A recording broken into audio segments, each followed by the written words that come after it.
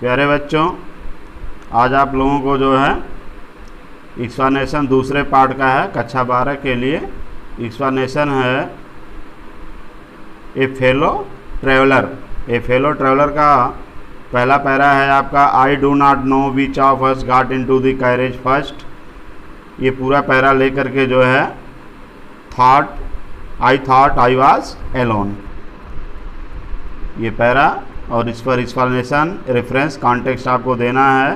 तो रेफरेंस आपका है, these lines have been taken from the lesson a fellow traveller. These lines have been taken from a lesson a fellow traveller, from the lesson fellow traveller written by A G. Gardiner. अब आप इस तरह से reference ये पूरे part के लिए हो गया, चाहे जो भी पैरा है इस पर आप देंगे। इसको आप दीज लाइन्स लिखें या दिस पैसेज लिखें। दिस पैसेज लिखें तो हैज बीन हो जाएगा, और लाइन्स बहुवचन है तो हैव बीन रहेगा।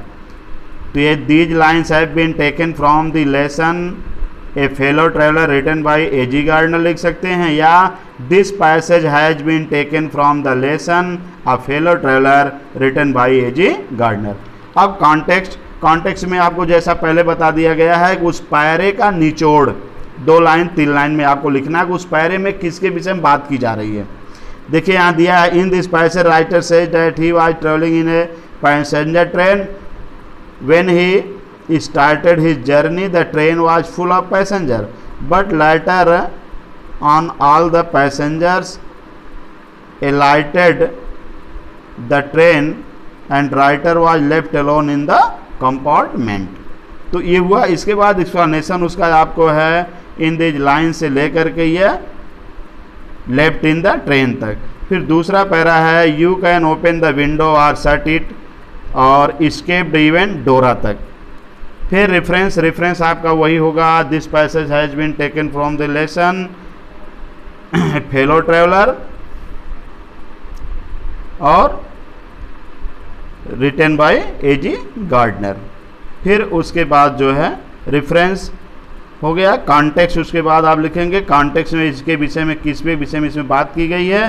तो यहाँ बता रहा है, the writer in this line discuss the freedom and enjoyment that one can do when traveling in the compartment alone. In this passage the writer is describing that a person can take his fully enjoyment and he is free. What can he do when he is alone in a compartment? तो ये हो गया। उसके बाद explanation आपका है, the writer travelling से लेकर के आप एक्सप्लेनेशन लिखेंगे, डिजर्व द टू एंजॉय है, there is a pleasant scenes of freedom से लेकर के एनीथिंग यू लाइक तक। फिर रेफरेंस आपका वही होगा, जैसे देखिए यहाँ दिया है सेम एज पैसेज फर्स्ट, तो आप ये ना लिखेंगे कि सेम एज पैसेज फर्स्ट, आपको लिखना है this passage has been taken from the lesson a fellow traveller written by A G. Gardiner. फिर कॉन्टेक्स्ट, अब कॉन्टेक्स्ट में किसके विषय में बता रहा है, उस पैरे में उस जो है डिब्बे में क्या मनोहरता थी, क्या सुंदरता थी।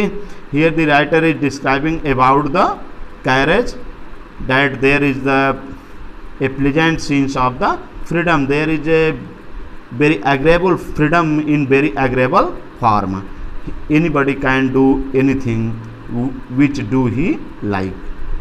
A person can do anything which he likes in the compartment when he is alone, because there is nobody to provoke him, there is nobody to hinder him. कोई उसको रोकने वाला यहाँ नहीं है। अब एक्सप्लेनेशन उसका आप लिखेंगे, एक्सप्लेनेशन देख करके लिख लीजिए, वेयर वन वांट्स। फिर चौथा पैरा आपका है, इट इज इनफ से लेकर के कोड अवार्ड्स इट। फिर एक्सप्लेनेशन के लिए ये पैरा है। फिर रेफरेंस लिखेंगे उसका आप जैसे भी पहले लिखे हैं। फिर कॉन्टेक्स्ट हो गया, दिया है this passage describe that the writer could not tolerate the continued disturbance made by the mosquito, so he decided to kill it. कह रहा है कि लेखक उसको सह नहीं सका, दूसरे शब्दों में कह सकते हैं the writer was much disturb by the disturbance of the mosquito, he was troubled with the mosquito, mosquito had troubled him, so he decided to kill him. मच्छर ने उसे परेशान कर डाला था, इसलिए वो उसको मारने का निर्णय किया। उसके बाद फिर एक्सप्लेनेशन लिखेंगे।